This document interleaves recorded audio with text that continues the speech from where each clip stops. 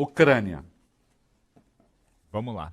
Porta-voz da diplomacia ucraniana, o Oleg Nikolenko, usou, Reinaldo, o Facebook para dizer que o país não vai desistir da Crimeia, que foi anexada à Rússia em 2014 e fez uma referência também ao presidente Lula hoje. Escreveu o seguinte, aspas, não há razão legal, política ou moral para justificar o abandono de um único centímetro do território ucraniano. E ele disse ter apreciado na sequência os esforços do presidente brasileiro para encontrar uma maneira de deter a agressão russa. E aqui se deve essa menção do ucraniano ao presidente Lula. Lembrando, né, num café da manhã ontem com jornalistas, o presidente brasileiro afirmou o seguinte, aspas, para o Lula agora. Não é necessário ter guerra. Ah, o que é que o Putin quer? O Putin não pode ficar com o terreno da Ucrânia. Talvez nem se discuta a Crimeia, mas o que ele invadiu de novo vai ter que repensar. Sobre o presidente ucraniano especificamente, Lula afirmou o seguinte ontem. O Zelensky não pode também ter tudo o que ele pensa que vai querer. A OTAN não vai poder se instalar na fronteira. Tudo isso é assunto que a gente vai ter que colocar na mesa. Olha aqui, deixa eu dizer uma coisa para vocês. O Lula está apanhando de alguns, porque tem gente assim que objetivo, bater no Lula e no PT. A partir daí vou fazer as análises que eu quiser. Se o Lula falar, prefiro sorvete de uva, vai falar que é absurdo, tem que ser de chocolate, e vai tentar provar que tem que ser de chocolate. Quando o Lula diz a Rússia não pode ficar com a área que invadiu da Ucrânia, e eu concordo, e mais, quando diz talvez a Crimeia, ele parte de uma situação de fato. Sabe quando a Rússia vai sair da Crimeia? Nunca. Não vai sair. Alternativa. Putin ser derrubado, cair num golpe interno e o novo governo russo fazer um acordo que devolva a Crimeia, o que eu duvido, porque mesmo aqueles que derrubassem Putin não devolveriam a Crimeia.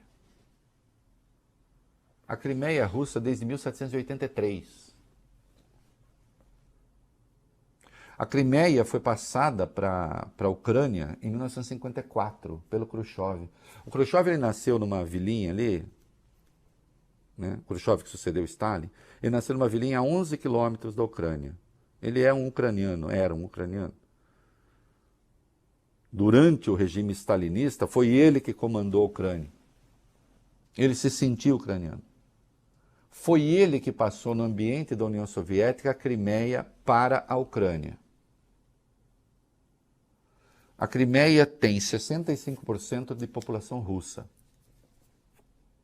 Só 15% de ucraniano.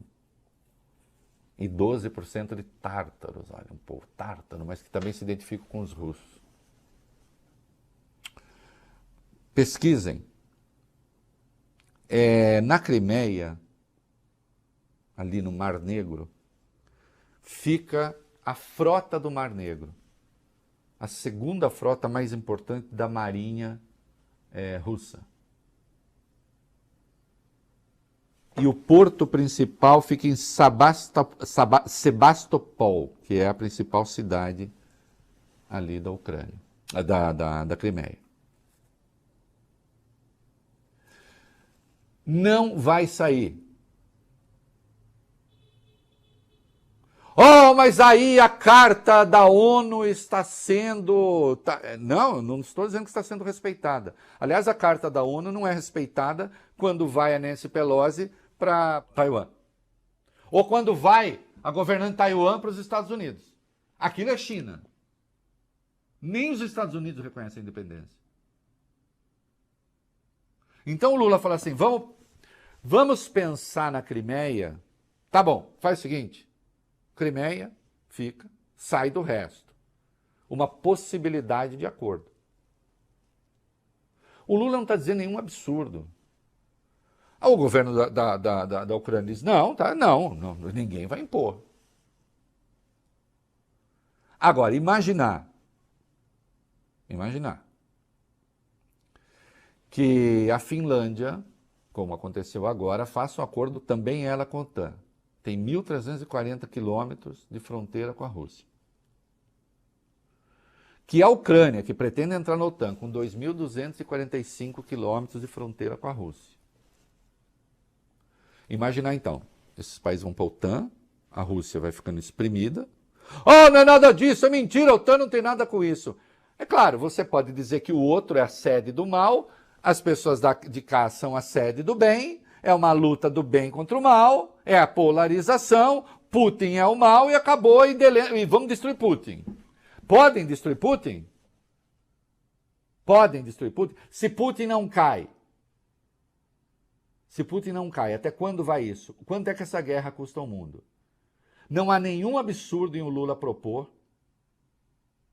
E se vocês quiserem saber, um dia, talvez isso aconteça, a opção pode ser guerra nuclear, se alguém acha que isso é opção. Um dia sai a Rússia da Ucrânia territorial e a Crimeia fica com a Rússia. Porque a Rússia não vai sair da Crimeia. E ponto. Aliás, isso já estava precificado quando Zelensky chegou ao poder. Aí o Lula disse, Zelensky não pode querer tudo no seguinte sentido. Então, Crimeia, não sei o que, tá território, tá bom, mais a OTAN, vamos entrar na OTAN e vamos deixar a Rússia ali espremida.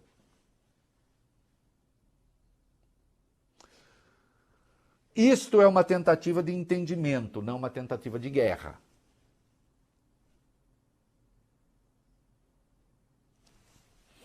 Mas, claro, vamos lá, objetivo número 1, atacar Lula, atacar o governo, atacar não sei o quê. Então aí, tudo que fizer, vamos ver pela ótica de quem acha que a única forma de ser independente é ser contra. Às vezes, uma forma de ser independente também é falar que está certo. Né? Você nunca falou que o Bolsonaro estava certo, falei. Foi só uma vez, porque só uma vez ele esteve certo, mas eu falei. Quando ele vetou o pacote, aspectos do pacote anticrime do Moro. Quer dizer, ele manteve, né? Ele aceitou a proposta da Câmara e acabou. Fez uma coisa certa, eu apoiei. Vamos continuar com Lula e o mundo. Vai, Lula e China.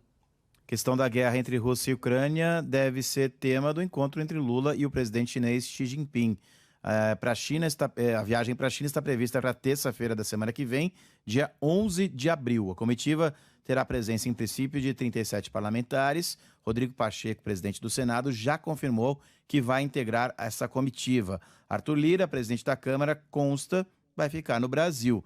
Após passar pela China, a comitiva viaja no dia 15 para os Emirados Árabes Unidos, com o retorno aqui para o Brasil previsto para o dia 16 de abril, um dia depois. Lembrando que, como informamos aqui ontem, o presidente deve retornar à Ásia aí para participar da cúpula do G7, que vai ser realizada em Hiroshima, no Japão, entre os dias 19 e 21 de maio. Isso. E aí, só corrigir uma coisa que nós dissemos aqui ontem, porque começou a circular de todo canto, o Lula foi convidado para o G7, né? E agora, assim, atenção, o Lula participou das reuniões do G7 entre 2004 e 2009. Numa das vezes ainda era G8, depois a Rússia caiu fora, né? Então agora vai de novo. Todas as vezes que o Brasil participou do G7, o Lula era o presidente. A China é fundamental para o Brasil. A China é fundamental, inclusive, para investimentos do Brasil.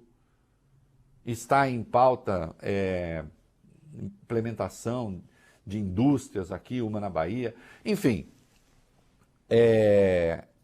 a China é o nosso principal parceiro comercial e o governo anterior resolveu hostilizar o principal parceiro comercial e o país que mais investia aqui. Né? Para quem está disposto a fazer análise mesmo e não fazer militância ideológica, né?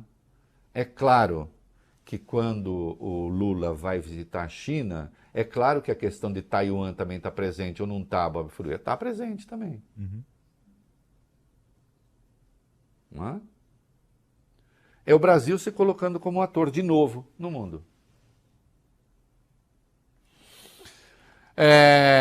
E a Rússia retomou, claro que se queria que o Brasil fosse lá chutar os Países Baixos de Putin. O Brasil tem que ter posturas identificadas com a defesa da Carta das Nações Unidas. Obviamente, eu defendo isso, e eu lembro que o Brasil votou a favor da censura à invasão da Ucrânia, já no governo Lula. O Brasil votou a favor da censura à invasão da Ucrânia. Agora, o Brasil tem interesses também. A Rússia fez uma coisa importante aí para o Brasil. Rapidinho, vai, 7. Vamos lá. E o Itamaraty anunciou hoje, então, que a Rússia retomou a compra da carne brasileira bovina, produzida no Pará, embargo que tinha sido adotado no finzinho de fevereiro, após o registro de um caso de vaca louca no estado. Esse episódio foi considerado atípico, isso é, sem risco de disseminação ou risco à saúde pública, por isso a retomada agora dos negócios. Mas acontece o seguinte, esse tipo de coisa pode demorar, às vezes, 1 ano até voltar. Então o Brasil fica puxando o saco do Putin por causa de sua carne. Primeiro que não está puxando o saco do Putin, está propondo uma coisa muito razoável. E segundo que sim, a cada decisão que o governo do Brasil toma, tem que pensar no povo brasileiro em primeiro lugar. Foi eleito para isso.